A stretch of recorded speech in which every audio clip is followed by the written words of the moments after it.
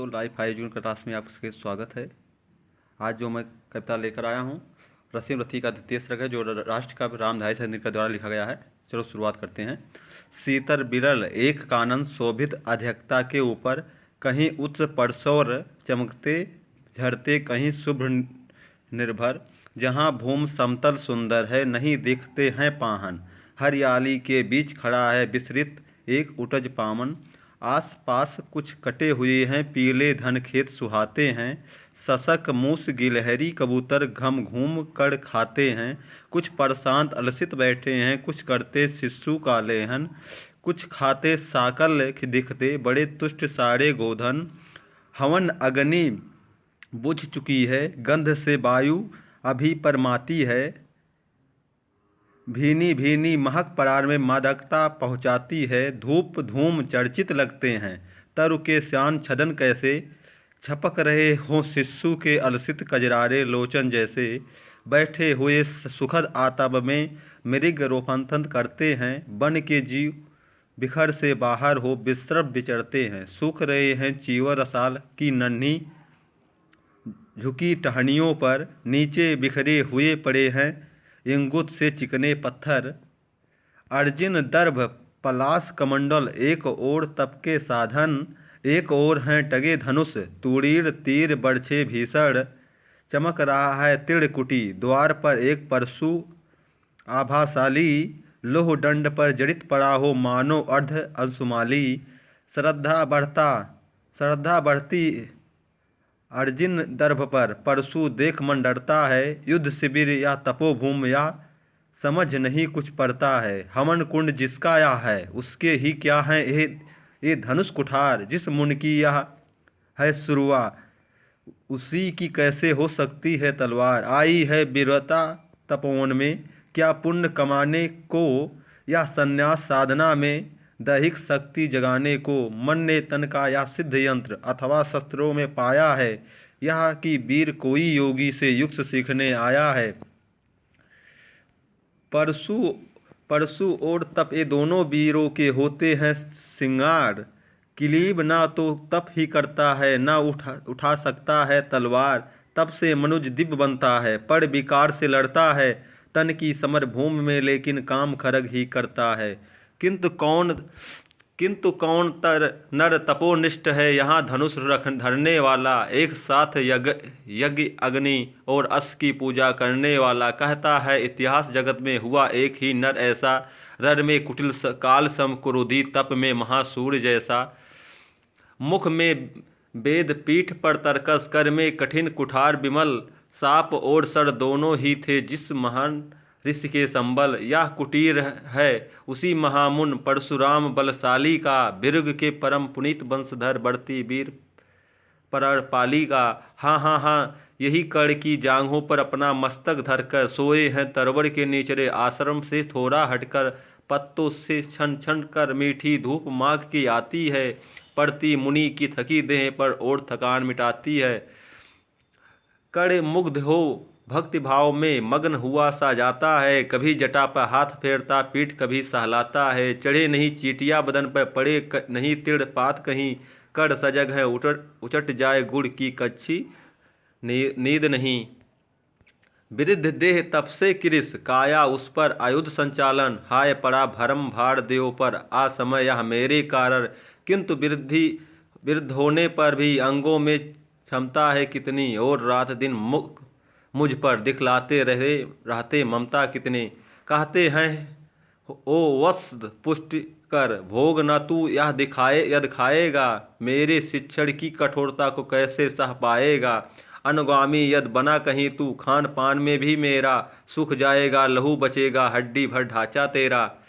जरा सोच कितनी कठोरता से मैं तुझे चलाता हूँ, और नहीं तो एक पाँव दिन भर में लहू जलाता हूँ। इसकी पूर्ति कहाँ से होगी बना अगर तू सन्यासी।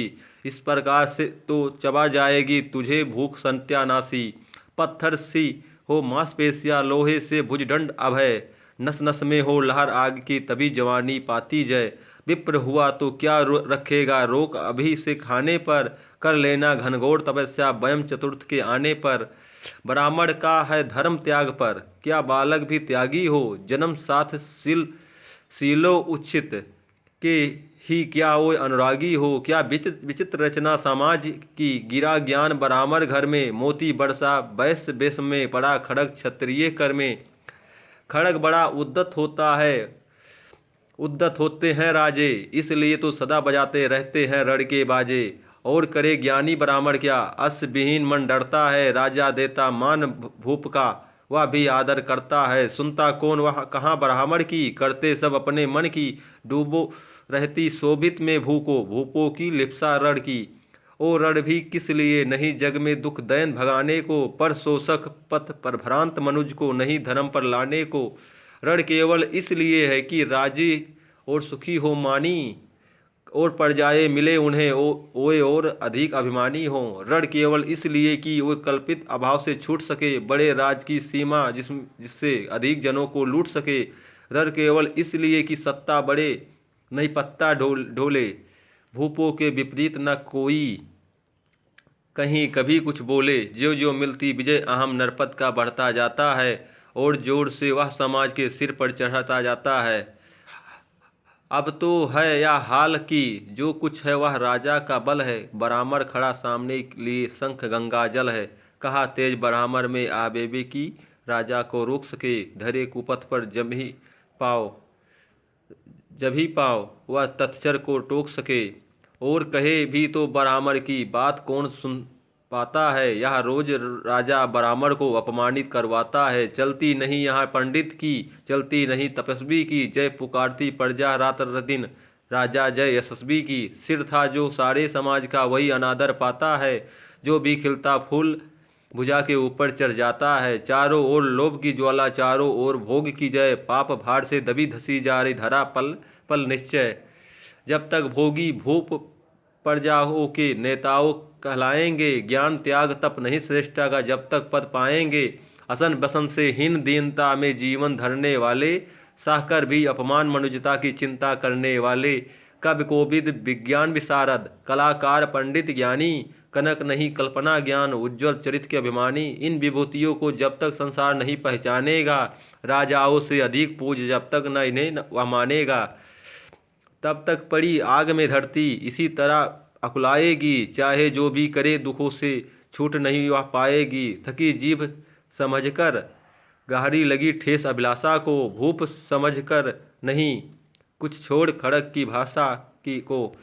रोक टोक से नहीं सुनेगा नृप समाज आविचारी है।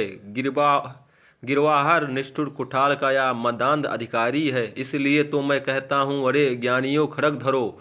हर न सका जिसको कोई भी, भूख आवा तुम त्रास रहो। रोज कहा करते हैं गुरुवर, खड़ग महाभयकारी है। इसे उठाने का जग में हर एक नहीं अधिकारी है। वही उठा सकता है इसको जो कठोर हो कोमल भी, जिसमें हो धीरता वीरता और तपस्या का बल भी। वीर वही हैं जो शत्रु पर जब भी खड़ग उठाता है, मानवता के महागुणों की सत्ता भूल न जाता है। सीमित जो रख सके खड़ग को पास, उसी को आने दो। विप्र जात के सिवा किसी को मत तलवार उठाने दो। जब जब मैं सर चाप उठाकर कर्तव्य कुछ दिखलाता हूँ, सुनकर आशीर्वाद देव का धन धन हो जाता हूँ। जियो जियो अय वत्स, तीर तुमने कैसा या मारा है। दहक उठा बन उधर इधर, फूटी निर्भर की धारा है। मैं शंकित था ब्रह्मा वीरता बाहरी वीरता, मेरे साथ मरेगी क्या। परशुराम की याद विप्र की जात, न जुगा धरेगी क्या। पाकर तुम्हें किंतु इस वन में, मेरा हृदय हुआ शीतल। तुम अवश्य ढोओगे उसको, मुझ में भी है जो तेज अनल। जियो जियो ब्राह्मण कुमार, तुम अच्छे कीर्ति कमाओगे। एक बार तुम भी धरती को निक्षत्रिय कर जाओगे। निश्चय तुम ब्राह्मण हो कवच और कुंडलधारी, तब कर सकते और माता पिता किसके इतने भारी। किंतु हाय ब्राह्मण कुमार, सुन प्राण कांपने लगते हैं, मन उठता धिक्कार। हृदय में भाव गलान के जागते हैं। गुरु का प्रेम किसी को भी क्या ऐसे कभी खला होगा, और शिष्य ने कभी किसी गुरु को इस तरह छला होगा। पर मेरा क्या दोष है, हाय मैं और दूसरा क्या करता। पी सारा अपमान दौड़ के मैं कैसे पैरों पड़ता। और पाव पढ़ने से भी क्या गूढ़ ज्ञान सिखलाते होए। एक लब सा नहीं अंगूठा क्या मेरे कटवाते होए। हाय कर तू क्यों जन्मा तू क्यों वीर हुआ। कवच और कुंडल भूषित भी तेरा अधम शरीर हुआ। धस जाए वह देश अतल में गुड़ की जहाँ नहीं पहचान। जात गोत के बल से ही आदर पाते हैं जहाँ सुजान। नहीं पूछता है कोई तुम बढ़ती वीर या दानी हो। सभी पूछते सिर्फ यही तुम किस कुल के अभिमानी हो। मगर मनुज क्या करे, जन्म लेना तो उसके हाथ नहीं। चुनना जात और कुल अपने बस की तो यह बात नहीं। मैं कहता हूँ अगर विधाता नर से को मुट्ठी में भरकर कहीं छीट दे ब्रह्मा लोक से ही नीचे भूमंडल पर, तो भी विविध जातियों में ही मनुज यहाँ आ सकता है। नीचे है क्यारियाँ बनी तो बीज कहाँ पर जा सकता है।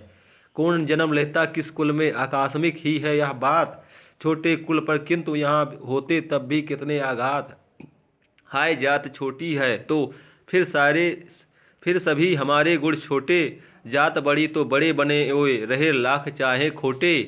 गुरु को गुरु को लिए कर चिंतन में था, जब मगन अचल बैठा तभी एक विष कीट कहीं से आसन के नीचे बैठा।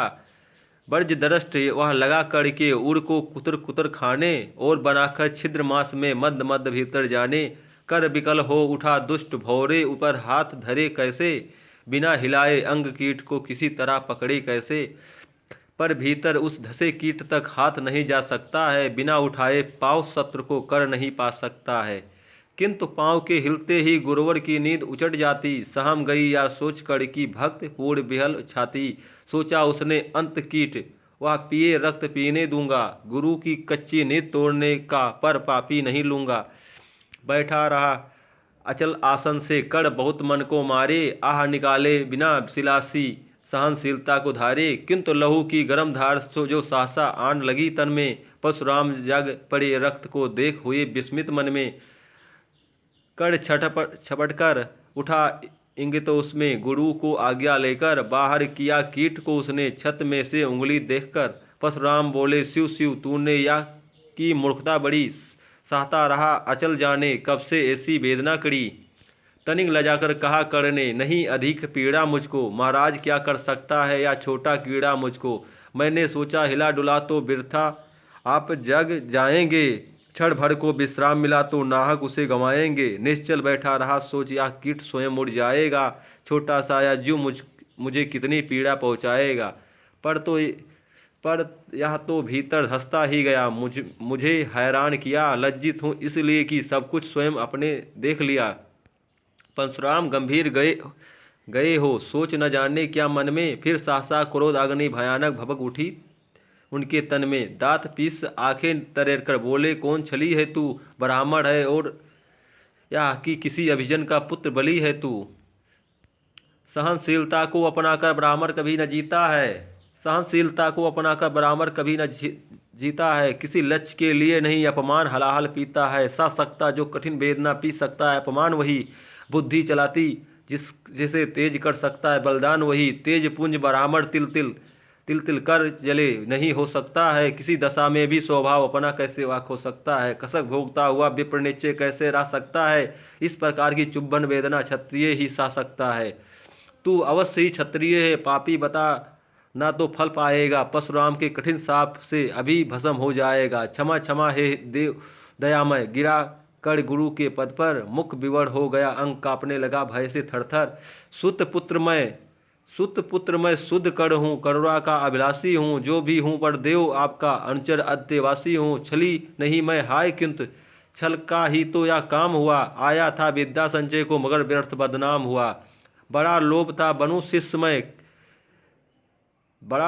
बनु शिष्यमय कार्तवीर के जेता का। तपोदीप्त सुरमा विश्व के नूतन धर्म प्रेता का। पर शंका थी मुझे सत्य का पता अगर पा जाएंगे। महाराज मुझ सूत पुत्र को कुछ भी नहीं सिखाएंगे। बता सका मैं नहीं इसी से प्रभु। जात अपनी छोटी करे देव विश्वास भावना और ना थी कोई खोटी। पर इतने से भी लज्जा में हाय गड़ा सा जाता हूँ। मारे बिना हृदय में अपने आप मरा सा जाता हूँ। छल से मान जगत में क्लिबिस है मल ही तो है। ऊंचा बना आपके आगे सचमुच या छल ही तो है। पाता था सम्मान आज तक दानी बढ़ती बली होकर, अब जाऊंगा कहाँ स्वयं गुरु के सामने छली होकर। करे भस्म ही मुझे देव, सम्मुख है मस्तक नत मेरा, एक कसक रह गई है नहीं पूरा जीवन का व्रत मेरा। गुरु की कृपा साप से जलकर अभी भस्म हो जाऊंगा, पर मदांध अर्जुन का मस्तक देव कहाँ मैं पाऊंगा। या तृष्णा या विजय कामना मुझे छोड़कर क्या पाएगी, प्रभु अतृप्त वासना मरे पर भी मुझको भरमाएगी। दुर्योधन की हार देवता कैसे सहन करूंगा मैं, अभय देख अर्जुन को मरकर भी तो रोज मरूंगा मैं। परशुराम का शिष्य कर्ण पर जीवन दान न मांगेगा, बड़ी शांति के साथ चरण को पकड़कर प्राण निज त्यागेगा। प्रस्तुत हूँ दे साप किंतु अंतिम सुख तो या पाने दे, इन्हीं पद्मों के ऊपर मुझको भी प्राण गंवाने दे। लिपट गया गुरु के चरणों से विकल कर इतना कहकर, दो कड़िकाएँ गिरी अश्रु की गुरु की आंखों से बहाकर। बोले हाय कर तू इतनी प्रतिभर अर्जुन का नामी है, निश्चल सखा धृतराष्ट्रों का विश्व विजय का कामी है। अब समझा किस लिए रात दिन तू वैसा शर्म करता था, मेरे शब्द शब्द को मन में क्यों सीपी सा धरता था। देखे अगणित शिष्य द्रोण को भी कर्तव्य सिखलाया, पर तुझ सा जिज्ञासु आज तक कभी नहीं मैंने पाया। तूने जीत लिया था मुझको निज पवित्रता के बल से, क्या था पता लूटने आया है कोई मुझको छल से। किसी और पर नहीं किया वैसा स्नेह मैं करता था, सोने पर भी धनुर्वेद का ज्ञान कान में भरता था। नहीं किया कार्पण्य दिया जो कुछ था मेरे पास रतन, तुझमें निज को सौंप शांत हो अभी अभी प्रमुद था मन। पापी बोल अभी भी मुख से तू ना सूत रथ चालक है, परशुराम का शिष्य विक्रमी विप्र वंश का बालक है। सूत वंश में मिला सूर सा कैसे तेज बलबड़ तुझको, किसने लाकर दे कहाँ से कवच और कुंडक तुझको। सूत सा रखा जिसे उसको कैसे कठोर हो मारूं मैं, जलते हुए क्रोध की ज्वाला लेकिन कहाँ उतारूं मैं। पद पर बोला कर दिया था जिसको आंखों पर का पानी, करना होगा गरहर उसी को अनल आज हे गुरु ज्ञानी। बरसाइए अनल आंखों से सिर पर उसे संभालूंगा, दंड भोग जलकर मुन सत्तम छल का पाप छुड़ा लूंगा। परशुराम ने कहा कर तू वेद नहीं मुझको ऐसे, तुझे पता क्या सदा रही है मुझको असमंजस कैसे। पर तूने छल किया दंड उसका अवश्य पाएगा, परशुराम का क्रोध भयानक निष्फल कभी न जाएगा। मान लिया था पुत्र इसी से प्राण दान तो देता हूँ, पर अपनी विद्या का अंतिम चरण तेज हर लेता हूँ। सिखलाएगा ब्रह्म अस्त्र तुझे जो काम नहीं वह आएगा, है या मेरा साप समय पर उसे भूल तू जाएगा। कर विकल हो खड़ा हुआ क्या हाय किया या क्या गुरुवर, दिया साप अत्यंत दारुण, लिया नहीं जीवन क्यों हर वर्षों की साधना साथ ही प्राण नहीं क्यों लेते हैं। अब किस सुख के लिए मुझे धरती पर जीने देते हैं। परशुराम ने कहा या साप अटल है सहन करो, जो कुछ मैंने कहा उसे सिर पर लेकर सादर वहन करो। इस महेंद्रगिर पर तुमने क्यों थोड़ा नहीं कमाया है, मेरा संचित निखिल ज्ञान तूने मुझसे ही पाया है। रहा नहीं ब्रह्म अस्त्र एक, इसमें क्या आता जाता है। एक शस्त्र बल से न वीर कोई सब दिन कहलाता है। नई कला नूतन रचनाएं, नई सूझ नूतन साधन, नए भाव नूतन उमंग से वीर बने रहते नूतन। तुम तो स्वयं दीप्त पौरुष हो कवच और कुंडलधारी, इनके रहते तुम्हें जीत पाएगा कौन सुभट भारी। अच्छा लो बढ़ भी कि विश्व में तुम महान कहलाओगे, भारत का इतिहास कीर्ति से और धवल कर जाओगे। अब जाओ तो विदा वश कुछ कड़ा करो अपने मन को, रहने देते नहीं यहाँ पर अभी सब किसी जन को। हाय छीनता पड़ा मुझी मत दिया हुआ अपना ही धन, सोच सोच या बहुत विकल हो रहा नहीं जाने क्यों मन। व्रत का पर निर्वाह कभी ऐसे भी करना होता है, इस कर से जो दिया है उसे उस कर से हरना होता है। आओ जाओ अब जाओ तुम कर कृपा करके मुझको निसंग करो, देखो मत जो सजल दृष्टि से व्रत मेरा मत भंग करो। आह बुद्धि कहती है कि ठीक जो कुछ किया परंतु हृदय मुझसे कर विद्रोह तुम्हारी मना रहा, जाने क्यों जब अनायास कुड़शील तुम्हारे मन में उगते आते हैं। भीतर किसी अश्रु गंगा में मुझे बोल नहलाते हैं। जाओ जाओ कर मुझे बिल्कुल असंग हो जाने दो, मैं बैठ किसी एकांत कुंज में, मन को स्वस्थ बनाने दो। भय हूँ है तुम्हें निराश देखकर, छाती कहीं न फट जाए, फिरा न लूँ अभिशाप पिघलकर, बाड़ी नहीं उलट जाए। इस प्रकार कहा परशुराम ने फिरा लिया आनन अपना, जहाँ मिला था कहीं कड़ का बिखर गया प्यारा सपना। छूकर उनका चरण करने अश्रु का दान किया, और उन्हें जी भर निहार कर मंद मद प्रस्थान किया। परशुराम के चरण की धूल लेकर, उन्हें अपने आदर्श की भक्त देकर, निराशा से बिकल टूटा हुआ सा, किसी गिर सिरिक से छूटा हुआ सा, चला खोया हुआ सा कड़ मन में, जैसे चाँद चलता हो गहन में। नमस्कार दोस्तों, यहाँ पर ये समाप्त होता है। यदि आपको इस कविता अच्छा लगे तो इसको सब्सक्राइब और शेयर जरूर करें अपने मित्रों के पास।